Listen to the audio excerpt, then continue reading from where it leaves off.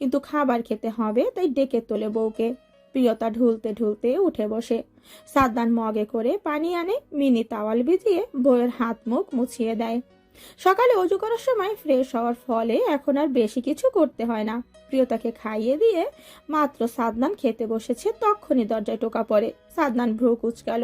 প্রিয়তা সেদিকে তাকিয়ে বলল, আপনি বসুন, আমি দেখি। একদম নড়বে না। হাঁটার সময় তো পা ব্যথা করে, কাজের সময় করে না। সাদনানের তীক্ষ্ণ কণ্ঠের বাক্য শুনে প্রিয়তা ঠায় বসে রয়। সাদনান দরজা খুলতেই একজোড়া হাত সাদনানের হাতটু জড়িয়ে ধরল। একটু হকচকিয়ে নিচে তাকিয়ে হাতের মালিককে দেখে চমৎকার করে হাসলো। আগলে নিয়ে কোলে তুলে রুমে আসতে আসতে বলল, বাহ, সুপার, আমার জামাই চলে এসেছে। ছোট্ট মিশান গোল গোল চোখে তাকিয়ে থাকে প্রিয়তার দিকে। 3 বছর মাত্র, খুব বেশি বড় নয়। প্রিয়তা খুশি হলো মিশানকে দেখে, হাত বাড়িয়ে ডেকে বলল, শোনা আব্বা, এসো মনির কাছে। সাদনান এগিয়ে গিয়ে মিশানকে কোলে নিয়ে বসালো প্রিয়তার পাশে। মিশান মুচড়ামুচড়ি করে সাদনানের কোল থেকে নেমে বসলো। প্রিয়তা এক হাতে জড়িয়ে ধরে মিশানকে। মিশান নিজের ছোট্ট হাতটা প্রিয়তার ঢিলাঢালা জামার উপর দিয়ে পেটে রাখলো। চোখ পিট পিট করে বলে উঠল, তোল পাবাই বলেতে আমার বউ আতে এখানে। সাদনান বিস্মিত খেলো। প্রিয়তা চোখ বড় বড় করে তাকালো সাদনানের দিকে। সাদনান সহসায় চোখ ধরে পড়ে যাওয়ার অবস্থা হলো, তবে চট করে বলে উঠল, বিশ্বাস করো জান, আমি এমন কিচ্ছু বলিনি। মিশান দুজনের দিকে বার কয়েক তাকালো, বুঝতে পারলো ওরা কি বলছে। মিশান নিজেই আবার জিজ্ঞেস করলো, তবে আতবে আমার বউ? প্রিয়তা সাদনানকে কিচ্ছু বলে না, মিশানকে জড়িয়ে ধরে মুচকি হেসে বলল, ছোট মনির জন্য দোয়া করবে, খুব দ্রুত যেন তোমার বউকে সুস্থভাবে নিয়ে আসতে পারি। মিশান হয়তো আরো কিছু জিজ্ঞেস করত, কিন্তু সাদনান তড়িঘড়ি করে মিশানকে নিয়ে রুমে হতে বেরিয়ে গেল। বেচারা কখনো আবার কি বলে বউয়ের কাছে, তারপর দেখা যাবে বউ বেলুনের ন্যায় ফুলে থাকবে। নিচে এসে সাদনান সবার সাথে সাক্ষাৎ করলো। শুক্রবার, আজ কবির 3 নিয়ে এসেছে, মাইশাও এসেছে, আয়ান আসেনি। তবে সন্ধ্যায় এসে বউ আর ছেলেকে নিয়ে ঠিক বাড়ি ফিরে যাবে। প্রিয়তা গুটি গুটি মেরে শুয়ে আছে সাদনানের বুকে। সাদনান বউয়ের পেটের উপর নিজের একটা হাত রেখে বসে আছে। অনেক সময় হয় এভাবে বসে আছে সাদনান, মূলত বউয়ের জন্য এভাবে বসে থাকা। 2 দিনের জন্য একটা জরুরি প্রয়োজনে বাইরে যেতে হবে। সব মিলিয়ে 3-4 দিন লাগবে। আর এই কথা প্রিয়তা যেই শুনেছে, সেই থেকে এমন মুখ বন্ধ করে বসে আছে। এই সপ্তাহের মধ্যে প্রিয়তার ডেলিভারি ডেট, সেই জন্য মেয়েটা আরো ভয়ে আছে। কিন্তু বাহিরে যাওয়াটাও ভীষণ জরুরি। যদিও সাদনান এই কয়েক মাস সব কিছু নিজে থেকে সরিয়ে রেখেছিল, কিন্তু এটা থেকে পারেনি। উপল মহল থেকে নোটিশ এসেছে। সাদনান চেষ্টা করেও কিচ্ছু করতে পারেনি। সন্ধ্যায় সাদনান এয়ারপোর্টের উদ্দেশ্যে রওনা দিবে। এখন বিকেল। সাদনান এবার মুখ খুলল। টাইমের আগেই চলে আসবো জান। প্রিয়তা তবুও টু শব্দ করে না। সাদনান নিজেও আর কিছু বলে না। সাদনান জানে এখন কিছু বলেও লাভ হবে না। সাদনান প্রিয়তাকে সরিয়ে উঠে বসার চেষ্টা করতেই প্রিয়তা সাদনানকে আরো শক্ত করে জড়িয়ে ধরে বলে উঠল, একটু আদর করুন প্লিজ, যদি ফিরে এসে আর আমাকে না পান। সাদনান চমকে উঠল। বুকের ভেতর অজানা ভয় এসে হানা দিল। শক্ত করে বউকে জড়িয়ে ধরে অধর নেড়ে আওড়ালো, কিচ্ছু হবে না আমার জান, ভয় কেন পাচ্ছ তুমি? আমি আছি তো, চলে আসবো দ্রুত, প্রমিস। সাদনান বউয়ের আবদার রাখলো, তবে মনে একটা খুঁতখুঁত থেকেই গেল। কেন জানি মন সায় দিচ্ছে না বউকে ফেলে যেতে, কিন্তু যেতে হবে। পরিস্থিতি আমাদের মর্জি মতো চলে না, আমাদের পরিস্থিতির মর্জি মতো চলতে হয়। সাদনান আজ 5 দিন হয় দেশে নেই। প্রিয়তা এই 5 দিন 5 যুগের সমান মনে হয়েছে। ঠিকঠাক খাবার খেতে পারে না, ঘুম হয় না। মানুষটাকে একবার ছুঁয়ে দেখা পর্যন্ত এই অস্থিরতা ঠিক হওয়ার নয়। ফোনে কথা বলে তেষ্টা মেটে না। আচ্ছা, সুদূর থাইল্যান্ড অবস্থান করা মানুষটার কি এমনই হয়, নাকি হয় না? এমনতর একই অবস্থা কি ওই মানুষটার মনের? প্রিয়তার কাছে এর কোনো উত্তর নেই, কারণ এই সব প্রশ্নগুলো বৃথা। কারণ মন্ত্রী সাদনান কেমন সেটা ওর থেকে ভালো কেউ জানে না। মানুষটা নিশ্চয়ই ওর থেকেও বেশি তৃষ্ণার্ত। আজ বাড়িতে অনেক মানুষ, শুধু এই একটা মানুষ নেই। অবশ্য ঘন্টাখানেকের মধ্যে এসে মির্জাবাড়ি পৌঁছে যাবে বলে শুনেছে প্রিয়তা। রিদি ওয়াজিদ আসছে ওদের 1.5 বছরের বাচ্চা রুহিকে নিয়ে, মাইশা আয়ান আসছে 4 বছরের ছেলে মিশানকে নিয়ে, তিন্নি কবির আসছে ওদের 2.5 বছরের ছেলে তুরাককে নিয়ে। বাড়ি ভর্তি মানুষ, বেশ বড় সড়ো করে অনুষ্ঠান হচ্ছে, সেটাও রাহান আর সারার বউ ভাতের অনুষ্ঠান। রাহান তখন বউয়ের জন্য কিছু না করতে পারলে সামর্থ্য হওয়ার পর ঠিকই করছে। ভালোবাসা যেন দুজনের মাঝে এক রত্তির কমেনি, বরং বেড়েছে। আজম মির্জা এখন এসব দেখে এখন শান্তি পায়। ছেলের ওপর গর্ববোধ হয়, বোনের ছেলে তার একদম পারফেক্ট পাত্র চুজ করেছে। মাঝখানে তিনি কি বাগারটাই না দিয়েছিল। প্রিয়তা নিচে একটা ঘরে থাকে এখন, সিঁড়ি বেয়ে উপরে ওঠানামা করতে কষ্ট হয় বিধায় সাদনান প্রিয়তার যখন 6 মাস চলে তখনই নিচে বাবা মায়ের পাশে রুমে শিফট করেছে। প্রিয়তার এতে অবশ্য সুবিধা হয়েছে, এই যেমন রুমে বসে এখান থেকে পুরো লিভিং রুম দেখতে পাচ্ছে। সালেহা বেগম বলে গিয়েছে একটু পর এসে শাড়ি পরিয়ে দিবে, তাই বসে বসে অপেক্ষা করছে। প্রিয়তা অনেকক্ষণ বসে আছে, শরীর কেমন অস্থির লাগছে, তাই শোয়ার জন্য প্রস্তুতি নিতে রুমে হন্তদন্ত হয়ে রোজিনা বেগম প্রবেশ করলো। হাতে শাড়ি প্রিয়তার দিকে এক পলক বাড়িয়ে শাড়ির ভাঁজ খুলতে খুলতে ব্যস্ত কণ্ঠে বলে উঠল, তুই কষ্ট করে একটু দাঁড়িয়ে পড় প্রিয়, তোর শাশুড়ি ভীষণ ব্যস্ত, তাই আমি এলাম। প্রিয়তা মৃদু হাসলো, পেটে চিনচিন ব্যথা হচ্ছে কিন্তু সেসব পাত্তা দিল না। রোজিনা বেগমের কাছ থেকে শাড়ির সব প্রয়োজনীয় জিনিস নিয়ে ওয়াশরুমের দিকে পা বাড়ালো। টুইন বেবি হওয়ায় পেটটা একটু বেশি বড়, তাই চলাফেরা করতে যথেষ্ট কষ্ট হয়। প্রিয়তা ওয়াশরুম হতে বেরিয়ে এলে রোজিনা বেগম শাড়ি পরিয়ে দিয়ে তাড়াহুড়ো করে চলে যাচ্ছিল, কিন্তু হঠাৎ কিছু পড়ে যাওয়ার শব্দ পেছনে ফিরে দেখতে পেল প্রিয়তা ড্রেসিং টেবিলের সামনে চেয়ার ধরে দাঁড়িয়ে আছে আর নিচে একটা কিছু পড়ে আছে। দেখে বোঝা যাচ্ছে প্রিয়তা ঠিক নেই, হয়তো পড়ে যাচ্ছিল। চেয়ার ধরে নিচেকে সামনে নিয়েছে। রোজিনা বেগম আঁতকে উঠলেন, বুকের ভেতর ভয় এসে হানা দিল। কিছুটা দৌড়ে গিয়ে প্রিয়তাকে ধরলো, বিছানায় নিয়ে বসাতে বসাতে বিচলিত কণ্ঠে জিজ্ঞেস করলো, কি হয়েছে, শরীর খারাপ লাগছে? প্রিয়তা কোনো জবাব দিতে পারলো না, শরীর ঘামছে, কেমন অস্থির অস্থির করছে। রোজিনা বেগম তৎক্ষণাৎ জোরে জোরে সবাইকে ডাকতে লাগলো। প্রিয়তা বার কয়েক জোরে জোরে শ্বাস টেনে হাঁপিয়ে হাঁপিয়ে বলল, পেটে ব্যথা হচ্ছে ভীষণ সকাল থেকে। আর কিছু বলতে পারে না, চুপ করে ঠোঁট কামড়ে ধরে চুপ করে গেল। সবাই ততক্ষণে এসে ভিড় জমিয়েছে, কোনো পুরুষ রুমে এলো না। সালেহা বেগম, সুফিয়া বেগম সহ কাজের লোকের সাহায্যে প্রিয়তাকে গাড়ি পর্যন্ত নেওয়া হলো। এতক্ষণ রমরমা করা পরিবেশ কেমন থমথমে হয়ে গেল। এয়ারপোর্ট থেকে বেরিয়ে সাদনান নিজের জন্য বরাদ্দকৃত গাড়িতে বসে গেল। আজ 5 দিন এক রাতেও ঠিকঠাক ঘুমোতে পারেনি। 5 দিন 5 বছর মতন হয়েছে। সময় যেন পার হচ্ছিল না। এত দীর্ঘ সময় সে কখনো বউয়ের এমন অবস্থায় বউর থেকে দূরে সে কিছুতেই থাকতো না, শুধু জরুরি প্রয়োজন বিধায় থাকতে বাধ্য হয়েছে। যদিও প্রয়োজনটা নিজেরই, প্রাক্তন এমপি সে নিজে সুইসাইড করেছে, আর খারাপ ছিল তার কিছু প্রমাণ এখান থেকে সংগ্রহ করেছে সে, সেই জন্য ওখানে থাকতে হয়েছে। কোর্টে যে কেসটা চলছে তার লাস্ট শুনানিতে এই প্রমাণগুলো প্রয়োজন। সাদনান জানে এই প্রমাণগুলো কোর্টে একবার পেশ করতে পারলে খেল খতম। গাড়ি চলছে মির্জা বাড়ির উদ্দেশ্যে। সাদনান চোখ বন্ধ করে গাড়িতে বসেছিল, চোখে ঘুম প্রচুর। বাড়িতে গিয়ে বউকে জড়িয়ে ধরে লম্বা একটা ঘুম দিতে হবে, নয়তো মনের মধ্যে যে বউকে এতদিন ছুতে না পারার তৃষ্ণা কিছুতেই মিটবে না। সাদনানের চোখ বুজে থাকা অবস্থায় পাশের সিটে ফোনটা সশব্দে বেজে উঠল। সাদনানের পার্সোনাল অ্যাসিস্ট্যান্ট সাদনানের দিকে একবার সামনের সিট হতে মাথা ঘুরিয়ে পেছনে ফিরে তাকালো। সাদনান চোখ খুলে দেখলো সেদিকে একবার, পরপরই ফোনটা হাতে নিয়ে দেখলো রাহান কল করেছে। সাদনান ভ্রু কুঁচকাল। 8 ঘন্টা আগে এয়ারপোর্ট হতে বেরিয়ে কথা বলেছে ওর সাথে, আবার কেন ফোন করেছে বুঝতে পারলো না। বুড়োজোড়া কিঞ্চিত পরিমাণ কুচকে ফোনটা রিসিভ করে কানে তুলে কিছু বলার আগে রাহান ওপাশ থেকে চিন্তিত কণ্ঠে বলে উঠল, আমরা উপজেলায় চলে এসেছি ভাবিকে নিয়ে, তুই আসবে? রাহানের পুরো কথা শুনলো না সাদনান, কিছু মাথায় এলো না, শুধু ভাবলো বউ ঠিক আছে তো। এতক্ষণ গম্ভীর হয়ে বসে থাকা পুরুষটার মুখ কেমন চিন্তিত দেখাচ্ছে। গাড়িতে এসি, তারপরও কপালে বিন্দু বিন্দু ঘামে চিকচিক করছে। কোনো রকম ঠোঁট জোড়া নেড়ে রাহানকে কথা সম্পূর্ণ করতে না দিয়ে নিজেই জিজ্ঞেস করলো, এখন কোথায় ও, ঠিক আছে? ওটিতে নিয়ে যাওয়া হয়েছে মনে হচ্ছে, ফোনটা উঠিতে দিয়ে আয়। কিন্তু চুপ, আমি যা বলছি তা কর। 15 মিনিটের মধ্যে আমি হসপিটাল পৌঁছচ্ছি।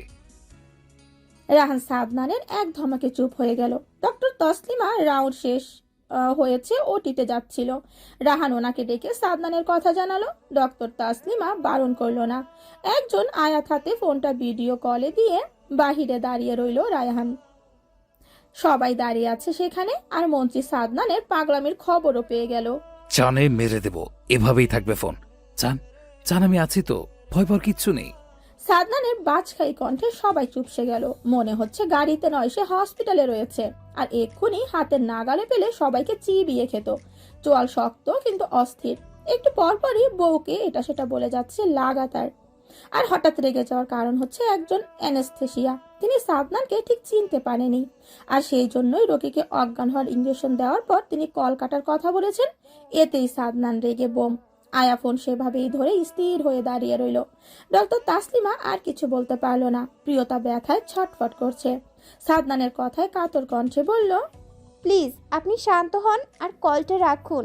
সাদনান প্রিয়তার কথা পাত্তা দেয় না। ডক্টর তাসলিমাকে উদ্দেশ্য করে বলে উঠল, ওর যেন কিচ্ছু না হয়, আই সোয়ার। ওর কিছু হলে হসপিটাল আমি চায়ের দোকান বানিয়ে দেবো।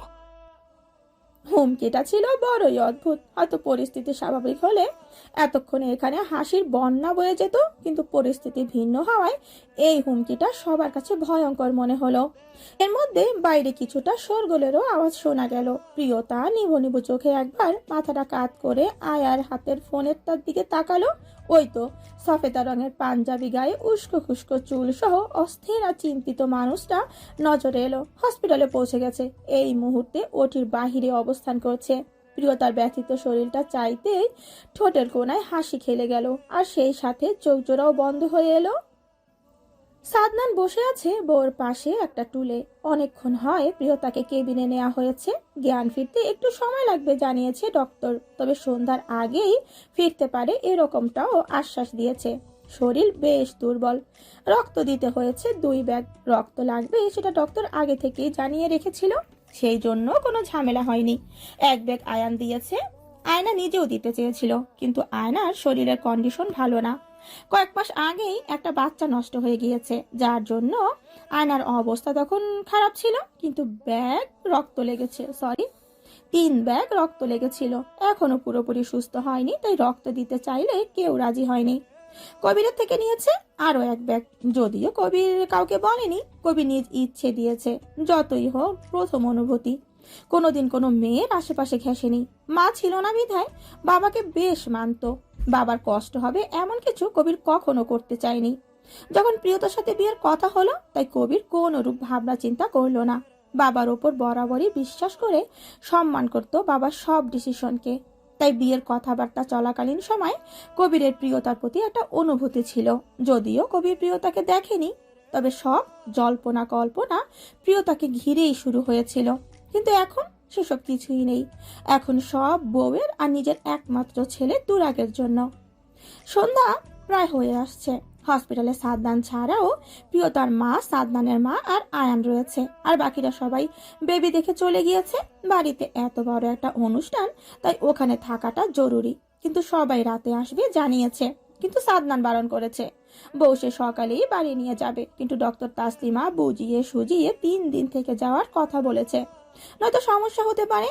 তাছাড়া মেয়ে বাবুটা ভ্রূপৃষ্ঠ হওয়ার পর কান্না করেনি। অবস্থা খারাপ দেখে মেয়ে বাবুটাকে 24 ঘন্টা অবজারভেশনে রাখতে হবে।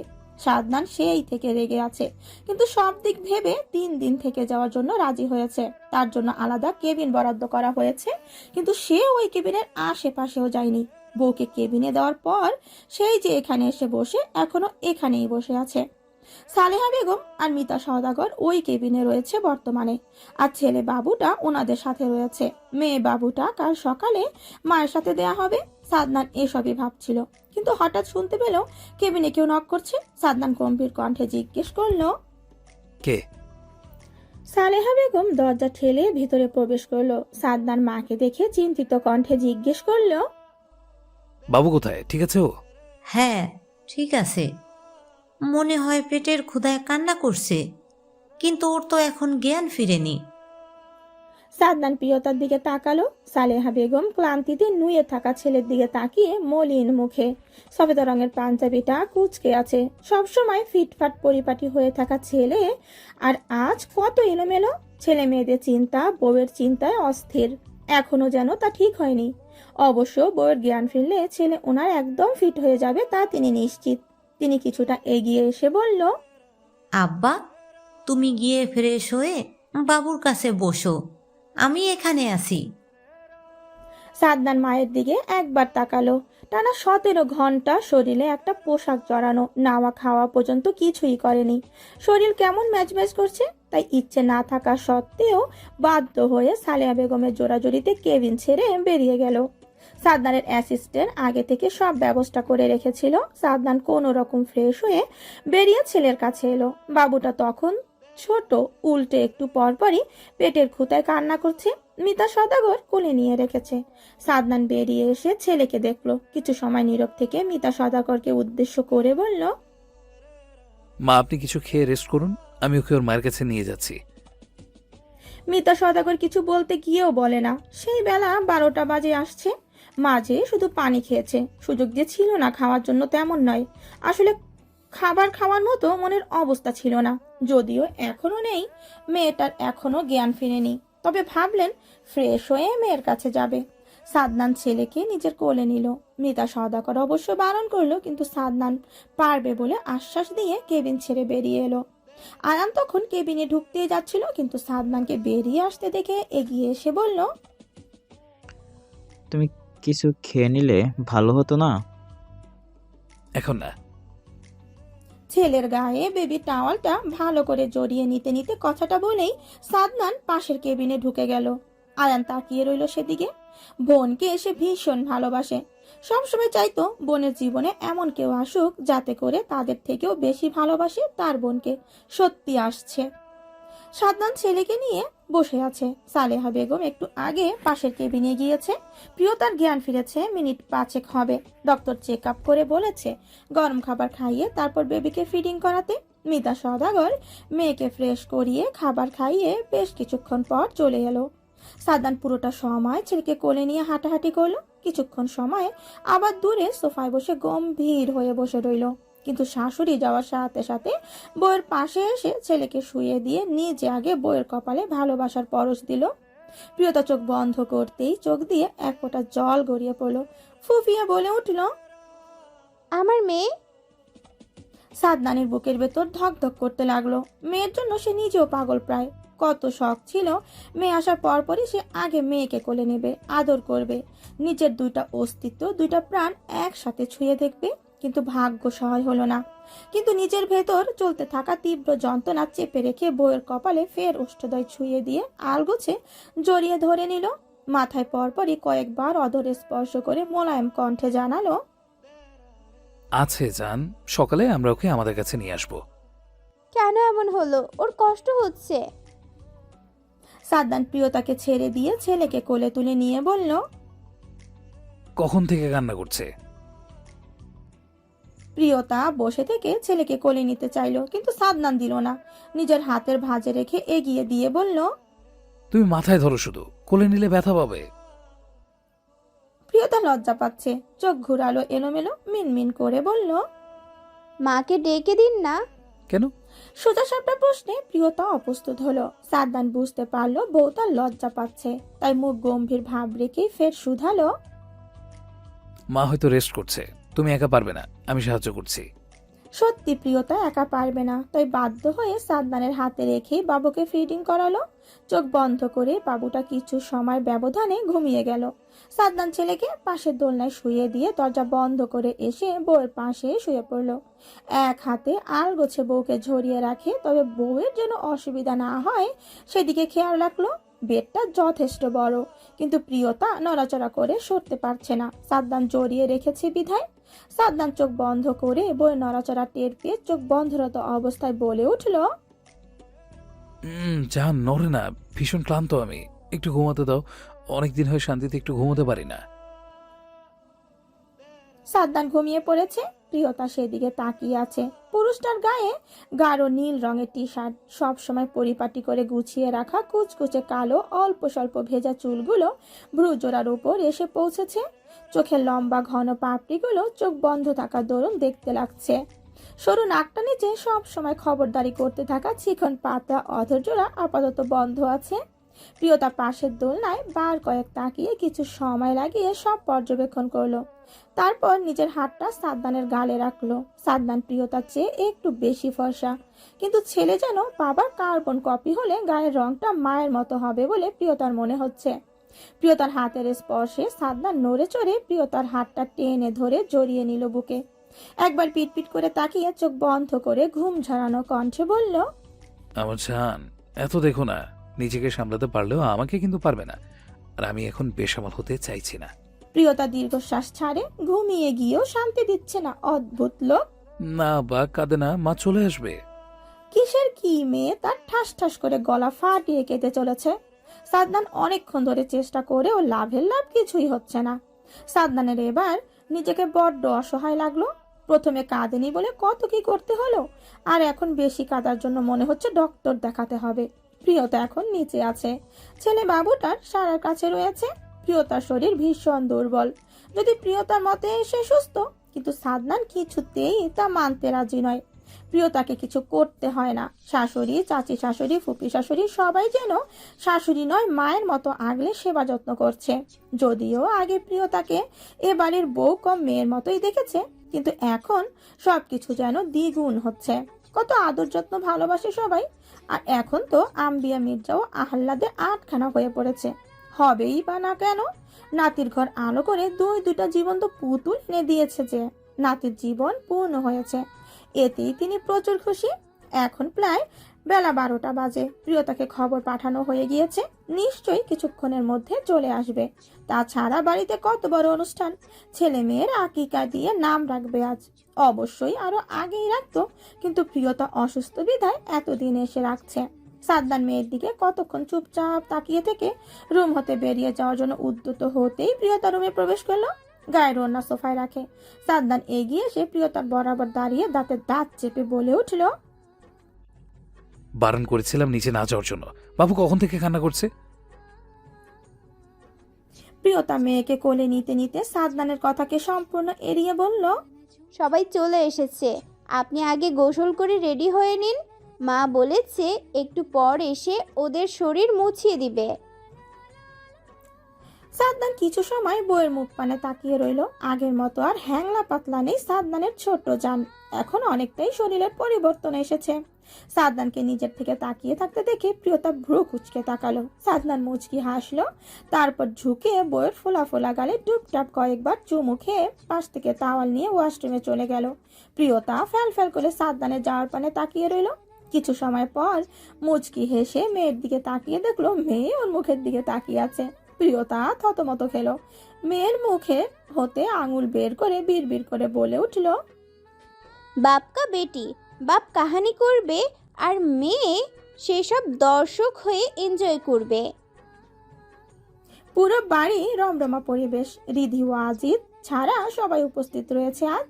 মাইশার ছেলে মিশান মায়ের কাছে ঘেঁষে বসে আছে। ছোট্ট সায়রাকে মিশানের নিকট দারুণ মায়াবী লাগে, যেন জীবন্ত পুতুল একটা। বাবার মতো ধবধবে সাদা কুচকুচে কালো চুল, গোলাপি ঠোঁট। এমন মানুষ তো সে টিভিতে দেখেছে। কার্টুন নাম এদের, কিন্তু তার মা বলেছে ওর নাম সায়রা। আর মিশানের বোন হয়, কিন্তু মিশান মানতে রাজি নয়। ছোট মামা বলেছে সায়রা ওর বউ, কিন্তু এটা কাউকে সে জানায়নি, মনে মনে রেখেছে। 4 বছরের নিশান যথেষ্ট বড় হয়েছে, কিছুটা গম্ভীর।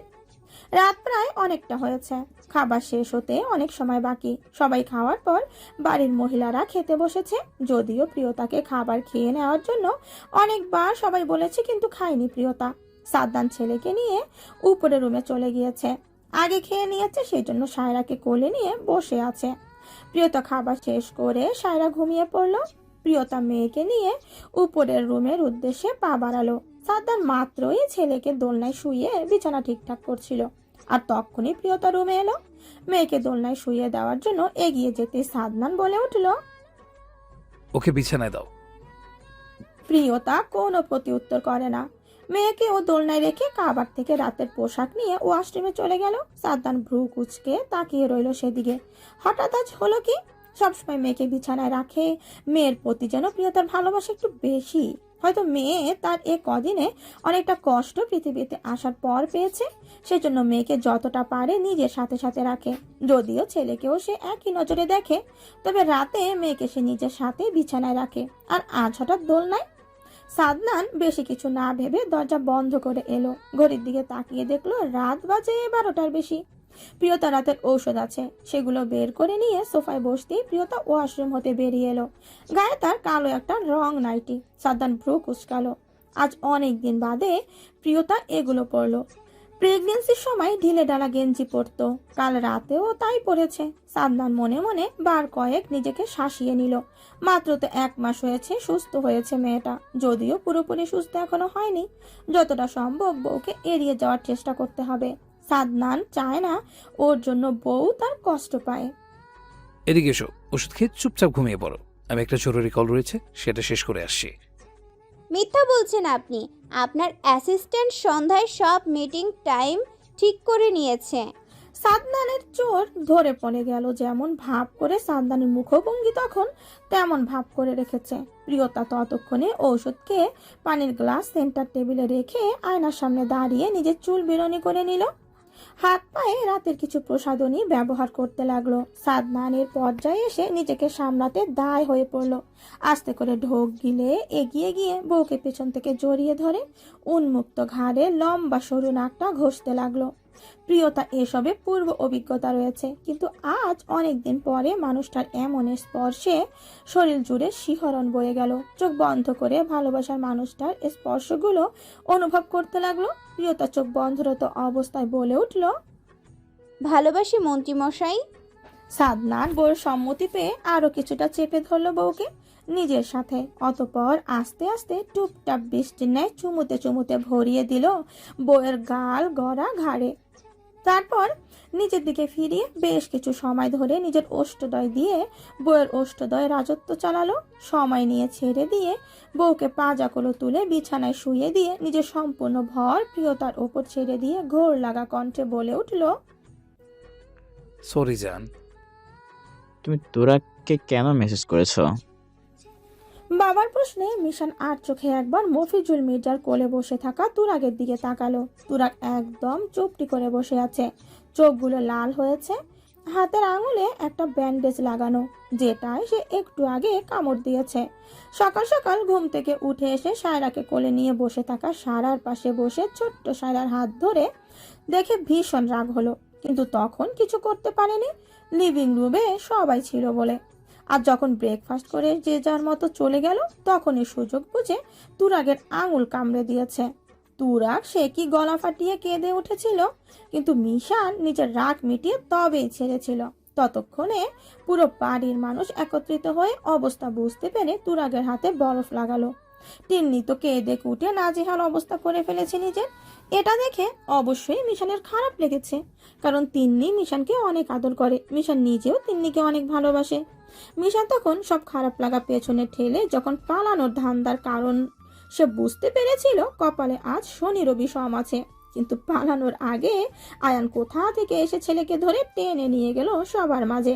সেই থেকে সবাই বলে যাচ্ছে কিছু না বলার জন্য। বাচ্চা মানুষ বুঝতে পারেনি, কিন্তু আয়ান কারোর কথা না শুনেই উপরোক্ত প্রশ্নটা করে। কিন্তু মিশানের থেকে কোনো উত্তর না পেয়ে এবার রেগে গেল। ছেলের হাত ধরে টেনে সবাইকে উদ্দেশ্য করে বলে উঠল, সবার আদরে আদরে আজ ওর এই অবস্থা। হিংসুটে হয়েছে একটা। ওর অভ্যাস না যতদিন পরিবর্তন হবে ততদিন ওর মির্জাবাড়ি আসা বন্ধ। সবার সাথে মিলেমিশে থাকার মতো বাচ্চা ও নয়। সবাই শত চেষ্টা করেও আয়ানকে আটকাতে পারলো না। বাধ্য হয়ে মাইশও পেছন পেছন চলে গেল। যাওয়ার আগে অবশ্য বলে গেল আয়ানের রাগ পড়ে গেলে ওকে বোঝাবে। অজ্ঞতা সবাই তাই মেনে নিল। কবির তিন্নি দুপুরে খাবার খেয়ে নিজেদের বাড়ি চলে গেল। আরো কিছুদিন থাকার জন্য ইচ্ছে ছিল তিন্নির, কিন্তু কবির এর ভার্সিটি, তার উপর সকালের ঘটনা নিয়ে একটু মন খারাপ। কিন্তু সেই খারাপ লাগা বেশিক্ষণ স্থায়ী হয়নি। আয়ান কবিরের সাথে ফোন করে কথা বলেছে। এতে আরও সবাই নিশ্চিত হয়েছে আয়ান তাহলে রাগ করেনি, ছেলের বিচ্ছুপনায় একটু অতিষ্ঠ সেই জন্য। তাছাড়া এরপর মিশান যদি একটু ভয় পায় সেই জন্য এমনটা করে। তিন্নি কবির যাওয়ার পর প্রিয়তা, সায়রা আর প্রহরকে কাজের লোকের কাছে রেখে ছাদে গেল। অনেকদিন পর ছাদে আসছে, প্রায় বছর ঘনিয়ে আসতে চলে। ছাদে নানা রকম ফুল রয়েছে। প্রিয়তা সারাকে নিয়ে সেগুলো কিছু গাছ থেকে ছিঁড়ে আনলো। দুজন মিলেমিশে কিছু ক্যান্ডেল আর ফুল নিয়ে রুমটাকে সাজিয়ে নিল। আয়না ছোটখাটো একটা কেক বানিয়ে দিল। প্রিয়তা অবশ্য জানতো না বোন তার কেক বানিয়েছে। অবশ্য এটা করাতে প্রিয়তার বেশ সুবিধাই হলো। শুধু শুধু তো আর উইশ করা যায় না। বিকেলে নাস্তা করে ছেলে মেয়েকে খাইয়ে সালেহা বেগম আর রোজিনা বেগমের কাছে রেখে সুফিয়া বেগমের সাথে রাতের রান্না করতে গেল। অবশ্য কাজের লোক সব গুছিয়ে রেখেছে, শুধু রান্নাটা বাড়ির যে কোনো মহিলাকে করতে হয়। কাজের লোকের হাতে রান্না কেউই তেমন একটা পছন্দ করে না, বিশেষ করে আম্বিয়া মির্জা আর জাফর মির্জা। রাত 7টা বাজার পর থেকেই বাড়ির সব পুরুষ এক এক করে বাড়ি আসতে লাগলো। প্রথমে আজম মির্জা আর মফিজুল মির্জা, তারপর রাহাত, তার কিছু সময় পর রাহান। রাত 9টা নাগাদ সবাই বাড়ি চলে এলো, শুধু সাদনান এলো না। সে তো দ্রুত আসেও না। অবশ্য প্রিয়তা অসুস্থ যখন ছিল তখন কোথাও যায়নি, আর গেলেও খুব দ্রুত ফিরে আসতো। প্রিয়তা নিজের ছেলে মেয়েকে নিয়ে আগে ঘুম পাড়িয়ে দিল। রোজিনা বেগম অবশ্য বাচ্চাদের সাথেই রইল। কালাম খান নাতির হাতের অবস্থা দেখে অনেকটা মনক্ষুণ্ণ হলেন। অফিস থেকে ফেরার পর নাতিকে নিজের সাথেই রাখলেন। রাতে খাবার নিজের হাতে খাইয়ে নিজের সাথেই রুমে নিয়ে চলে গেল। তুরাগ বাবা মায়ের চেয়ে বেশি দাদার সাথে সাথে থাকে। দাদার সাথে তার গলায় গলায় ভাব। দাদা তার সব আবদার পূরণ করে। বাড়িতে মানুষ না থাকায় খেলার স্বাদটাও দাদাই হয়েছে। তিন্নিকে বেশি জ্বালায় না তুরাগ। তিনি নিজের মতো করে সংসারে সব সামলাতে পারে। তবে ছেলে না জ্বালালেও ছেলের বাপ যতক্ষণ বাসায় থাকে ততক্ষণে তিন্নিকে ঠিকই বিরক্ত করে। তিন্নির অবশ্য এসব ভালোই লাগে। মানুষটাকে ভালোবাসে ভাবলেই শরীর মন সব জুড়িয়ে যায়। আগের সব না পাওয়া ভালোবাসা এই মানুষটা পুষিয়ে দেয়। সাথে শ্বশুর নামও বাপ তো রয়েছে। পুত্রবধূ কম নিজের মেয়ের মতো দেখে। রাত তখন 10টার কোঠা ছাড়িয়েছে। কবির কিছু প্রশ্ন তৈরি করছে। বরাবরই প্রশ্ন তৈরি করার কাজটা কবির পায়। যদিও এই সাবজেক্টের কবিরের ডিপার্টমেন্টারের 2জন প্রফেসর রয়েছে, কিন্তু প্রশ্ন প্রিন্সিপাল সহ সবাই ধরে বেঁধে প্রশ্ন তৈরি করার দায়িত্ব কবিরকে দিয়ে দেয়। কবির অনেক সময় নিয়ে প্রশ্নগুলো তৈরি করলো। তিন্নি তখন বিছানায় ঠিকঠাক করে নিজেকে পরিপাটি হয়ে শোয়ার প্রস্তুতি নিচ্ছে। কবিরের রুমটা বেশ বড় সড়ো, অর্ধেকটা একটা ছোটখাটো লাইব্রেরি বলা চলে। কবি সেখানে বসেই কাজ করছিল। তবে তিন্নির ডাক শুনে প্রশ্ন গুছিয়ে নিজের কালো ব্যাগটা রাখতে রাখতে জানালো, হাসি বউ। তিন্নি মুচকি হাসে। এই ডাকটা আজ 4 বছর ধরে শুনে আসছে, কিন্তু আজও শুনলে মনে হয় এই প্রথম শুনলো। এই প্রথম দিনের মতো অনুভূতি হয়। কবির ওয়াশরুম হতে ফ্রেশ হয়ে বেরিয়ে এসে লাইট অফ করে ড্রিম লাইট অন করে বিছানায় এলো। তিন্নি তখন পা গুটিয়ে বসে আছে। কবির ঠিক তিন্নির বরাবর বসে ভ্রু কুচকে জিজ্ঞেস করলো, কি ব্যাপার, মন খারাপ? না, ভাবছি কি? তুরাগ বড় হচ্ছে। হ্যাঁ তো। কবির যে তিন্নির কথা বুঝতে পারছে না তেমন নয়, কিন্তু কবির চাইছে তিন্নি বলুক, নিজের মুখে বলুক, আবদার করুক। একটু তো ভালোবাসার মানুষটার সাথে জোর খাটায়, কিন্তু তিন্নি তো কখনো কিছু জোর করে না। কবির যেভাবে বলে সেভাবে সব মেনে নেয়। প্রথম প্রথম তিন্নি যখন কবিরের মুখের ওপর কথা বলতো তখন কবিরের বেশ ভালোই লাগতো। ভাবতো হয়তো ওকে তিন্নি ভালোবাসে, সম্মান করে, সবকিছু মেনে নেয়, অথবা সঠিক বলেই হয়তো সম্মতি দেয়। যদিও তিন্নি অল্পতেই খুশি হয়ে যায়, কিন্তু কবিরের মন খুশি হয় না। সে চায় তিন্নি নিজেও জোর করে, ভালোবেসে কিছু আবদার করে। কিন্তু তিন্নি মুখ ফুটে কিচ্ছু বলার বা চেয়ে নেওয়ার মেয়ে নয়। কবির এটা বেশ ভালোই বুঝতে পেরেছে এই কয়েক বছরে। কবির নিজে থেকে তিন্নিকে কাছে টানলো। কবির আলিঙ্গন করে শুধালো, একটা প্রিন্সেস চাই। তিন্নি মুচড়ালো। কবিরের উন্মুক্ত কাঁধে অধরে স্পর্শ করলো। কবির বুঝি নিজের উত্তর পেল। তড়িৎ বউকে আগলে নিল। তিন্নি নিজেও স্বামী নামক মানুষটার সঙ্গ দিল। সাদনান বাড়ি ফিরে প্রিয়তাকে লিভিং রুমে পেল। গেট বন্ধ করে এগিয়ে এসে বউয়ের সামনে দাঁড়ালো। প্রিয়তার চোখ লেগে এসেছিল। মাথা সোফায় এলিয়ে দেওয়া ছিল, কিন্তু সামনে কারোর উপস্থিতি টের পেয়ে চোখ খুলে সামনে সাদনানকে দাঁড়িয়ে থাকতে দেখে ঠোঁটের কোণায় মুচকে হাসি খেলে গেল। বসা ছেড়ে উঠে দাঁড়িয়ে বলল, আপনি ফ্রেশ হয়ে আসুন, আমি খাবার দিচ্ছি। সাদনান মাথা নেড়ে প্রিয়তাকে জিজ্ঞেস করলো, তুমি খেয়েছো? বাবুরা কোথায়? মনির কাছে রয়েছে, আমি খেয়েছি। তাহলে চলো, আমি খেয়ে এসছি। প্রিয়তাকে কিছু বলার সুযোগ না দিয়ে সাদনান ওকে টেনে নিয়ে উপরে যেতে লাগলো। রুমে এসে লাইট অন করার জন্য সাদনান হাত বাড়াতেই প্রিয়তা সাদনানকে টেনে ধরলো। বিছানার উপর থেকে ড্রেস নিয়ে সাদনানের হাতে দিয়ে বলল, ফ্রেশ হয়ে আসুন, সারপ্রাইজ আছে। সাদনান ব্রু কুঁচকালো। বউ তার বড় হলো কি মনে হচ্ছে না, কেমন বাচ্চাদের মতো করে। বছরে কম তো আর বাচ্চামো করেনি, কিন্তু সাদনানের হঠাৎ মনে হলো কাজের চাপে সে কিছু ভুলে গিয়েছে। কিন্তু কি মনে পড়লো না। ওয়াশরুমে গিয়ে বলিষ্ঠ শরীরে পানির ঝাপটা গায়ে পড়তে কিচ্ছু মনে পড়লো। ঝটপট ড্রেস চেঞ্জ করে ওয়াশরুম হতে বেরিয়ে এসে দেখলো প্রিয়তা প্রায় অনেকগুলো সুগন্ধি যুক্ত ক্যান্ডেল রুমে সুন্দর করে সাজিয়ে নিয়েছে। সাদনান কিছুটা ছুটে গেল প্রিয়তার কাছে, পেছন থেকে পেট জড়িয়ে ধরে শূন্যে তুলে নিল। চুলের ফাঁকে মুখ গুজে অপরাধী কণ্ঠে বলে উঠল, আমি এক্সট্রিমলি সরি জান। ইস, কি করে ভুলে গেলাম আমি। প্রিয়তা নিজেকে ছাড়িয়ে নিয়ে সাদনানের দিকে ফিরে এক হাতে মোম অন্য হাতে সাদনানের গালে রেখে বলল, এত বছরে একবারও তো আমার মনে থাকতো না, কিন্তু আপনার ঠিকই মনে থাকতো। আমার একটু খারাপ লেগেছে, কিন্তু আপনার কাজের এত চাপ, তাই বেশি খারাপ লাগেনি। বিশ্বাস করুন, একটুই খারাপ লেগেছে, বেশি না। সাদনান প্রিয়তার কথা শুনে শব্দ করে হাসলো, তবে পরক্ষণেই প্রশান্তির হাসি হাসলো। বউয়ের হাত থেকে ক্যান্ডেল পাশের টেবিলে রেখে বউকে শক্ত করে জড়িয়ে ধরে বলল, ধন্যবাদ এই দিনে আমার জীবনে এসে আমার জীবনটা এইভাবে ভালোবাসায় ভরিয়ে দেওয়ার জন্য। প্রিয়তা কিছু বলল না। কিছু সময় চুপ থেকে সাদনান জিজ্ঞেস করলো, ওদের ফিডার দিয়ে এসেছো? হ্যাঁ, সব নিয়েছে মনি। সাদনান বউয়ের মাথায় চুমু খেলো, শক্ত করে জড়িয়ে ধরে রাখলো। আজ তো একটা ভালোবাসার মায়ার রাজ্য এই তিনটা মানুষ ওর জীবনে, যেখান থেকে চাইলেও আর কোনোদিন বেরিয়ে আসতে পারবে না। এই তুই তুলাগের থাতে কেন পুকুর পাড়ে গিয়েছিলি? ছোট্ট সায়রা মিশানের প্রশ্নে মনে হয় ভীষণ খুশি হলো। তৎক্ষণাৎ হাতের পুতুল বিছানায় ফেলে দিয়ে বসা ছেড়ে উঠে এগিয়ে এলো আর খুশিতে গদগদ হয়ে জবাব দিল, তুলাক ভাই আমাতে এতটা ততলে দিয়েতে, তাই গিয়েতি। মিশন বিরক্তিতে ভুরু কুচকে নিল। ক্লাস 2-তে পড়ুয়া মেয়ে এখন ঠিকঠাক শব্দের উচ্চারণ করতে পারে না। ভূপৃষ্ঠ হওয়ার পর সাথে সাথে কাঁদেনি। টুইন বেবি ছিল তো, সেক্ষেত্রে প্রহর কাঁদলেও সায়রা কাঁদেনি। 24 ঘন্টা অবজারভেশনে রাখতে হয়েছে। আর সেই থেকে সায়রা দুটো রিকভার করেনি। আস্তে আস্তে সব হয়েছে, যেমন বসা, কোনো জিনিস নিজের হাতে নিচ থেকে তুলতে পারা, কথা বলা, হাঁটা চলা, সবাই অনেকটা সময় লেগেছে। তবে সেসব নিয়ে বেশি ভাবে না মিশান। কপালে বা হাতের তর্জনী আঙুল ঘষে বিড়বিড় করে বলে উঠল, লোভী একটা, ঠিক বাপের মতো। সায়রা গোল গোল চোখে তাকিয়ে আছে মিশানের অধর পানে। ঠিক শুনতে পাইনি কি বলেছে মিশান। কিছু জিজ্ঞেস করবে তার আগেই মিশান বলে উঠল, আমি তোকে রোজ স্কুল থেকে ফেরার সময় একটা করে চকলেট দিই, তবু কেন তুই তুলাগের থেকে চকলেট নিস?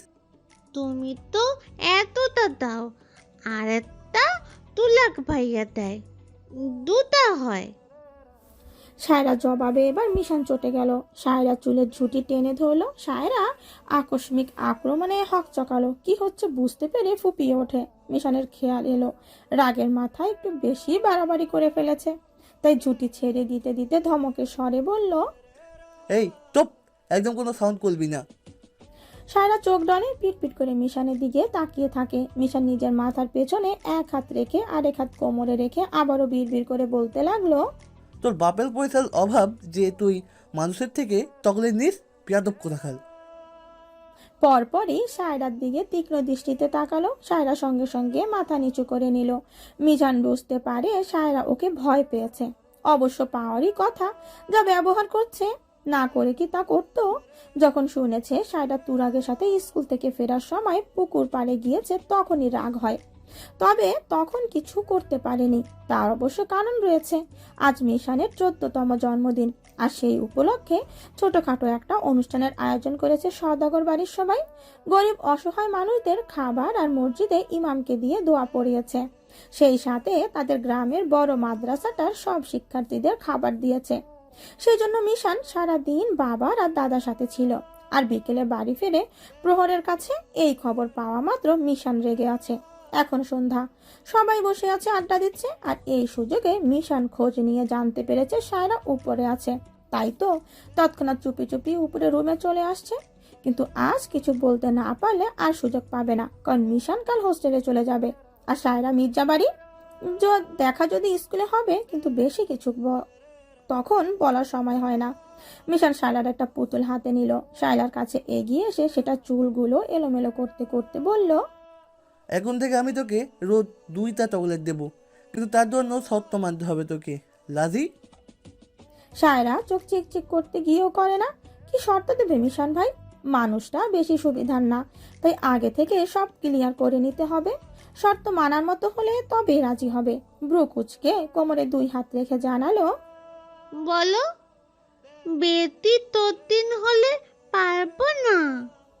মিশান অদ্ভুত হাসলো, পুতুলটা বিছানায় ছুঁড়ে ফেলে দিয়ে শায়লার ঠিক সামনে এসে দাঁড়ালো, কণ্ঠে গভীরতা এনে শুধালো, আজ থেকে তুলাগের থেকে দূরে থাকবি। শুধু তুলার বস্তা নয়, সব ছেলেদের থেকে দূরে থাকবি। আর আমি যা বলবো তাই শুনতে হবে, নয়তো ছোটোমণিকে বলে দেব তুই ছেলেদের সাথে পুকুর পালে যাস। শায়রা কিছু ভাবে। তুরাক মাঝে মধ্যে চকলেট দেয়, প্রতিদিন দেয় না, কারণ রোজ তুরাকের সাথে ওর দেখা হয় না। ওদের সকালে ক্লাস হয় আর তুরাগের 12টা থেকে। মাঝে মধ্যে ভাগ্যক্রমে দেখা হয়, মাঝে মধ্যে আজ হয়েছিল। সব দিক থেকে শায়রা বলল, আত্মা। মিশান নিজের জিন্সের হাঁটু সমান প্যান্টের পকেট হাতড়ে একটা চকলেট বের করে, শায়রার হাত টেনে ধরে সেটা শায়রার হাতে দিতে দিতে হুঁশিয়ারি কণ্ঠে জানালো, ভুলেও আমার সাথে চালাকি করতে যাবি না। এই আসিফ সাউদাগর মিশান ভালো ভালো তো খারাপের সর্দার। কথা শেষ করে মিশান লম্বা লম্বা কদম ফেলে রুম ত্যাগ করে। শায়রা চকলেট পেয়ে সে কি খুশি। মিশানের কথা এক কান দিয়ে ঢুকিয়ে আরেক কান দিয়ে বের করে দিয়েছে। এত ভারী কথার বিশ্লেষণ বোঝার সময় বা ব্রেন কোনোটাই ওর হয়নি। সময় কত দ্রুত চলে যায়, সময়ের সাথে সাথে আমরা কত কিছু হারিয়ে ফেলি, আবার নতুন কিছু আসে জীবনে। তেমন সাদনান আর প্রিয়তার ঘর আলো করে প্রহর সায়রা এসেছে দেখতে দেখতে কেমন 6 বছর চলে গেল। কিন্তু প্রিয়তার যেন চোখের সামনে এখনো ভাসে, এই তো সেদিন না এই মানুষটার সাথে কত রকম করে বিয়ে হলো, অথচ এগুলো এখন স্মৃতি। সবাই কত পরিবর্তনে হয়ে এসেছে নিজেদের মাঝে, কিন্তু ভালোবাসার যেন কোনো কমতি হয়নি মন্ত্রী সাদনানের। এখনো আগের মতোই ভালোবাসে, কেয়ার করে। এই তো একটু আগেও ফোন করে নিজের ছেলে মেয়েদের বাহানা করে বউর সাথে পাক্কা 1 ঘন্টা কথা বলেছে। অথচ মানুষটা কিছু সময়ের জন্য বাইরে গিয়েছে বলতে মূলত রিদি আর ওয়াজিদকে এয়ারপোর্ট থেকে রিসিভ করতে গিয়েছে, হয়তো ফিরেও আসবে কিছু সময় ব্যবধানে। এখন সন্ধে সবাই একসাথে হলেই কেক কাটা হবে। প্রিয়তা ভাবলো কেক কাটা শেষ হলে আর প্রহর সায়রা কিছুই খাবে না, তাই খাবার নিয়ে ছেলে মেয়েকে খুঁজতে লাগলো। রান্নাঘর হতে বেরিয়ে সিঁড়ির কাছে আসতে দেখা মিলল ছেলে আর একদম নিচের সিঁড়িতে মন মরা হয়ে বসে আছে। প্রিয়তা কিছু ভেবে চট করে জিজ্ঞেস করলো, প্রহর বোন কোথায়? প্রহর গম্ভীর হয়ে দাঁড়ালো মায়ের সামনে। বোন আজ তুরাগের সাথে পুকুর পাড়ে গিয়েছিল, সেই থেকে প্রহর আর বোনের সাথে কথা বলেনি, আর না খেলার জন্য ডেকেছে, তাই কোনো কথা বলল না। প্রিয়তা সন্দিহান চোখে ছেলের দিকে তাকালো। বোনের সাথে বেশ গলায় গলায় ভাব প্রহরের, টুইন হলেও দুজন সম্পূর্ণ ভিন্ন দেখতে, আচার আচরণ সব। প্রিয়তা জানে প্রহর রেগে থাকলে বোনের সাথে কথা বলে না, তাই নিজেই প্রহরকে আবার জিজ্ঞেস করলো, ঝগড়া করেছে বোন? প্রিয়তা আর কিচ্ছু জিজ্ঞেস করলো না, করেও লাভ নেই। প্রহর কখনো বলবে না কি হয়েছে, তাই প্রিয়তা কথা বাড়ায় না। খাবার প্লেট হাতে ডান হাতে নিয়ে ছেলের হাত বা হাতে আঁকড়ে ধরে উপরে আরভির রুমের উদ্দেশ্যে হাঁটা ধরে। মিশান, আরভি, তুরাক, সায়রা ছোট্ট সোহানকে বিছানায় বসিয়ে চারদিক ঘিরে বসে আছে। সোহান সারা আর রাহানের ছেলে, 1.5 বছর হয়েছে। দেখতে মাশাআল্লাহ মায়ের মতোই গুলুমুলু কিউট দেখতে হয়েছে। সোহানকে দেখে প্রহর নিজে গিয়ে লাফিয়ে বসলো বিছানায়। প্রিয়তা নিজেও এগিয়ে গিয়ে পাশে দাঁড়ানো সার্ভেন্টকে উদ্দেশ্য করে বলল, খালা, আপনি ওদের সবার খাবার এখানে পাঠিয়ে দিন, আমি খাইয়ে দেব। প্রিয়তা প্লেট রেখে হাত ধুয়ে সোহানকে কোলে তুলে কিছু সময় আদর করলো। বাচ্চাদের সাথে টুকটাক কথা বলতে বলতে 2জন কাজের মহিলা এসে হাজির হলো। এখানে সবচেয়ে ছোট সদস্য আরভি আর সোহান। প্রিয়তা ওদের খাবার আলাদা রেখে আর বাকি সবার খাবার নিজ হাতে খেতে দিল। সাদনান লিভিং রুম ছেড়ে আগে কক্ষে চলে গেল, সেই সাথে বউকে ইশারা করে রুমে আসার জন্য বলে এলো। রিদি ওয়াজিদকে সবাই ফ্রেশ হয়ে নিতে বলল, আর বাকিরা কেক কাটার প্রস্তুতি নিতে লাগলো। প্রিয়তা রুমে প্রবেশ করে মাত্র সাদনান ওয়াশরুম হতে বেরিয়ে এলো। উদম গায়ে অল্প স্বল্প পানি ছিটে ফোটা, মুখের আশেপাশে কিছু চুলও ভেজা, হাতে তাওয়াল। প্রিয়তা রুমে আসতেই তাওয়াল সাদনান বউয়ের ওপর ছুঁড়ে ফেলে। প্রিয়তা কিছুটা হক চকিয়ে তাওয়াল হাতে এগিয়ে এলো। সাদনান ছট করে বউয়ের কোমরে 2 হাত চেপে ধরে শূন্যে তুলে নিল। প্রিয়তা তাওয়াল নিয়ে সাদনানের মুখের পানি সহ বুকে থাকা অল্প স্বল্প পানিগুলো মুছিয়ে দিতে দিতে বলল, আপনার এই স্বভাব কোনোদিন যাবে না। আমার তুমি আছো। সাদনান মৃদু হেসে উঠল। প্রিয়তা ছাড়া পেয়ে ব্যালকনিতে গিয়ে তাওয়াল মেলে দিয়ে রুমে এলো। সাদনান ততক্ষণে গায়ে পাঞ্জাবি পরে আয়নার সামনে দাঁড়িয়ে। প্রিয়তা নিজেও শাড়ি পরে রয়েছে। সাদনান আর গাঢ় রানী গোলাপি সুতোর কাজ সাদা আর গাঢ় রানী গোলাপি সুতোর কাজ করা। সাদনানকে সাদা পাঞ্জাবি গায়ে দারুণ লাগছে। অবশ্য সবসময় সুদর্শন লাগে, কিন্তু প্রিয়তা পাশে দাঁড়াতে আজ পরিপূর্ণ মনে হলো নিজেকে। সাদনান বউয়ের দিকে এক পলক আয়নায় তাকিয়ে চোখ ফিরিয়ে সরাসরি তাকালো বউয়ের মুখ পানে। কিছু সময় মুগ্ধ দৃষ্টিতে তাকিয়ে রইল, পরপরই ঝুঁকে বউয়ের কপালে ভালোবাসার পরশ দিল। নিজের বাঁ হাতের মুঠোয় প্রিয়তার ডান হাত শক্ত করে আঙুলের ভাঁজে পেঁচিয়ে ধরে রুম হতে বেরিয়ে এলো। লিভিং রুম তখন মানুষে কিচকিচ করছে। চারিদিকে শুধু মানুষ। ছোট্ট সায়রা সোফায় গুটি সুটি মেরে বসে আছে, তার পাশেই সব বাচ্চারা রয়েছে। একটু পর কেক কাটা হবে। মিশানও রেডি হয়ে চলে এসেছে। সবাই আসতেই শফিক সওদাগর তাকেদা দিল। মিশানকে ঘিরে সব বাচ্চারা কেক কাটলো। কেক কাটার শেষে রাহান এলো কোথা থেকে দৌড়ে, হাতে একটা ক্যামেরা। একজন সিকিউরিটির হাতে ক্যামেরা দিয়ে সবাইকে একসাথে দাঁড়াতে তাগেদা দিতে লাগলো। সোফায় শফিক সওদাগরের কোলে আরভি, জাফর মির্জার কোলে নিজের পুতি প্রহর, আজম মির্জার কোলে সোহান, পাশে মফিজুল মির্জা মিশানকে আগলে নিয়ে দাঁড়িয়ে। ওনার এক পাশে সুফিয়া বেগম, অন্য পাশে তুরাককে কোলে নিয়ে কালাম খান, ওনার পাশে ওয়াসিফ দেওয়ান নিজের নাতনি রুহিকে কোলে নিয়ে দাঁড়ানো। আয়না, রাহাত, সালেহা বেগম, ইনিয়াকে সামনে নিয়ে রোজিনা বেগম, তারা সবাই পুরুষদের পেছনে দাঁড়ালো। আর এক পাশে তিন্নি, কবির একসাথে দাঁড়ালো। মাইশা, আয়ান মিশানকে সামনে রেখে একসাথে, সারা, রাহান ওদের পাশে, রিদি, ওয়াজিদ, তারপর প্রিয়তা, সাদনান। সাদনান এক হাতে বইয়ের কোমর জড়িয়ে ধরে একদম নিজের সাথে চেপে রাখলো। প্রিয়তা অবশ্য বার কয়েক ছাড়ানোর চেষ্টা করলো, তবে লাভের লাভ কিচ্ছু হলো না। মানুষটার স্বভাব কোনো দিন বদলাবে না। রাহান সবার ঠিকঠাক দাঁড়ানো শেষে সিকিউরিটিকে ইশারায় ফটো ক্লিক করতে বলল। সিকিউরিটি মুচকি হেসে সবাইকে এক ফ্রেমে বন্দি করে নিল। সাদনান ঠিক সেই সময় বোর্ড দিকে তাকিয়ে ফিস ফিস করে বলে উঠল, আমার তুমি, আমার স্বভাব। এই স্বভাব আমি কোনোদিন বদলাতে চাই না।